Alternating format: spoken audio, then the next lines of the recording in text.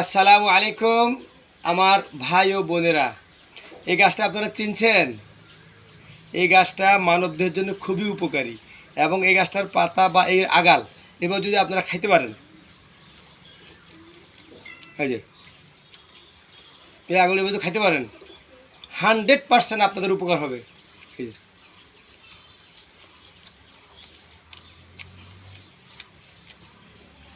হালকা একটু হালকা একটু মানে তিতা তিতা লাগে হালকা, কিন্তু 1 নম্বর ওষুধ, বুঝছেন?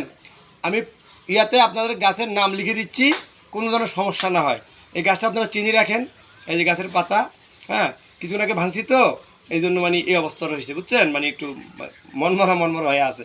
তো ঠিক আছে, এই গাছটা আপনারা খাবেন, 100% আপনাদের রোগের উপকার হবে, এটা তো গ্যারান্টি। হালকা একটু তিতকা তিতকা লাগে, হালকা, বেশি তিতা না।